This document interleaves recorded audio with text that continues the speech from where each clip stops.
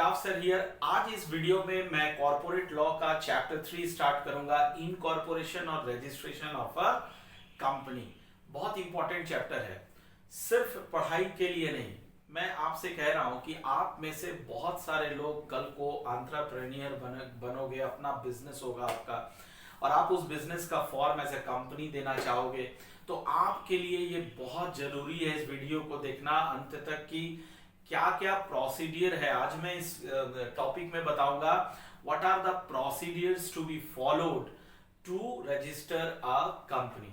सबसे पहले मैं बता दूं कि ये जो प्रोसीडियर हम लोग पढ़ रहे हैं ये किसी भी कंपनी का हो सकता है, चाहे प्राइवेट लिमिटेड हो, चाहे लिमिटेड हो, प्राइवेट हो, पब्लिक हो, वन पर्सन कंपनी हो, सबके लिए है ये, ठीक है ना। तो क्या प्रोसीडियर हमें फॉलो करना पड़ता है कि आप कंपनी को रजिस्टर कराने के लिए? तो सबसे पहले हमें जरूरत पड़ती है किसी चार्टर्ड अकाउंटेंट की, किसी कंपनी सेक्रेटरी की। जो प्रैक्टिसिंग चार्टर्ड अकाउंटेंट है, जो प्रैक्टिसिंग कंपनी सेक्रेटरी है, इन लोगों की हमें जरूरत पड़ती है। इनका जो डायरेक्शन है, उस गाइडेंस है, इसकी जरूरत हमें पड़ती है, क्योंकि हर किसी को इसके बारे में, कंपनीज एक्ट के बारे में नॉलेज नहीं रहता है, पर इन लोगों को काफी नॉलेज रहता है इसके बारे में। तो सबसे पहले तो हमें वहां अप्रोच करना पड़ता है और उनकी मदद से हमें अपनी कंपनी का memorandum and articles of association बनाना पड़ता है, ठीक है। अब उसके बाद और भी बहुत सारे डॉक्यूमेंट्स हैं जो हमें उनकी मदद से, उनके गाइडेंस में रह के बनाना है और फिर उन सारे डॉक्यूमेंट्स को हम लोग रजिस्ट्रार ऑफ कंपनीज, जिसे हम शॉर्ट में ROC कहते हैं, वहां पे भेजना होता है विथ रिक्विजिट फीस, है ना। और वो फीस डिपेंड करता है कि आपकी कंपनी का ऑथोराइज्ड कैपिटल क्या है। आप चाहे 10 लाख की कंपनी बना लो, 5 लाख की कंपनी बना लो, 1 लाख की बना लो, वो डिपेंड करेगा, फीस उसी पे डिपेंड करेगा। अगर 1 लाख की कंपनी है तो फीस कम होगा, 10 लाख की है तो थोड़ा ज्यादा होगा, 50 लाख की है तो थोड़ा ज्यादा होगा, 1 करोड़ का है तो और ज्यादा होगा। तो ये ऑथोराइज्ड कैपिटल पे डिपेंड करता है और ये ऑथोराइज्ड कैपिटल आपको मेमोरेंडम ऑफ एसोसिएशन में मेंशन करना होता है। तो आइए जानते हैं कि क्या प्रोसीडियर है।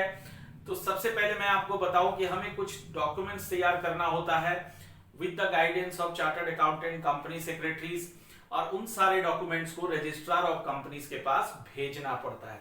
तो आइए देखता हूं कौन कौन सा ऐसा डॉक्यूमेंट्स है। सबसे पहला है मेमोरेंडम एंड आर्टिकल्स। इसके विषय में हम लोग अगले चैप्टर में बहुत डिटेल्स में पढ़ने वाले हैं कि मेमोरेंडम होता क्या है, उसमें क्या क्या चीज रहता है, आर्टिकल्स ऑफ एसोसिएशन क्या होता है, उसमें क्या क्या चीज रहता है। तो सबसे पहला डॉक्यूमेंट हमें मेमोरेंडम एंड आर्टिकल्स भेजना रहता है ROC के पास, रजिस्ट्रार ऑफ कंपनीज के पास, ठीक है। एंड ये भूलना नहीं है आपको, it must be duly signed by all the subscribers. जो भी कंपनी के शेयर होल्डर्स हैं, इनिशियल शेयर होल्डर्स, उसे हम सब्सक्राइबर्स कहते हैं, उन सब का सिग्नेचर इस मेमोरेंडम एंड आर्टिकल्स में होना जरूरी होता है। उसके बाद आते हैं ए डिक्लेरेशन। ए डिक्लेरेशन देखिए, एक एफिडेविट बनाना पड़ता है और उस एफिडेविट में हम ये डिक्लेयर करते हैं, सर हम मतलब कौन है यहाँ पे।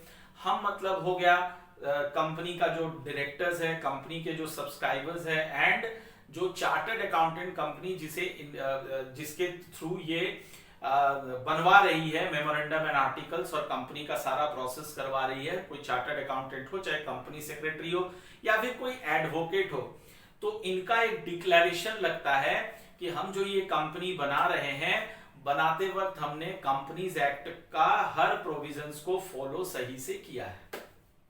तो ये डिक्लेरेशन हमें एक एफिडेविट बना करके देना पड़ता है।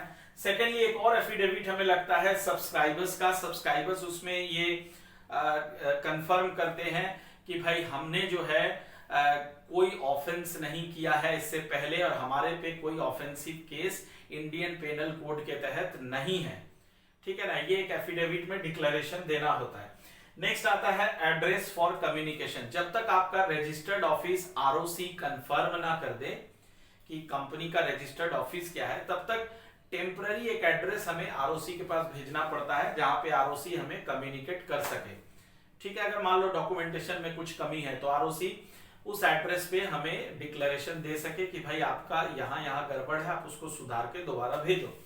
और सबसे अंत में पर्टिकुलर्स ऑफ नेम, यानी जो डायरेक्टर्स हैं, जो सब्सक्राइबर्स है, सब्सक्राइबर्स यानी शेयर होल्डर्स है कंपनी के, उनका नेम, उनका नाम, उनका पता, एड्रेस, ये दोनों विथ प्रॉपर प्रूफ हमें वहां पे भेजना होता है। तो सर प्रूफ में हम क्या भेज सकते हैं, तो मैं आपको बताऊं, पैन कार्ड, आधार कार्ड, वोटर कार्ड, ये सब आइडेंटिटी प्रूफ में लगता है। अगर आपके पास पासपोर्ट है तो वो भी एप्लीकेबल है।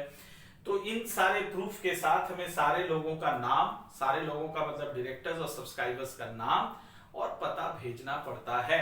तो इतना सारा डॉक्यूमेंट्स अगर आप भेजोगे और ये सारा का सारा डॉक्यूमेंट्स अगर सही है, इसमें कहीं कोई कमी नहीं है, तो कंपनी आपको एक सर्टिफिकेट इशू करेगी। क्या कहते हैं सर उस सर्टिफिकेट को? उस सर्टिफिकेट को कहते हैं हम लोग सर्टिफिकेट ऑफ इनकॉर्पोरेशन, और उसमें आपका CIN यानी सर्टिफिकेट ऑफ इनकॉर्पोरेशन नंबर रहता है, जिसको CIN कहते हैं, और सर्टिफिकेट में लिखा रहता है, वो आपका कंपनी का रजिस्ट्रेशन नंबर हो जाता है। तो this is the procedure how to form a company और टू रजिस्टर अ कंपनी।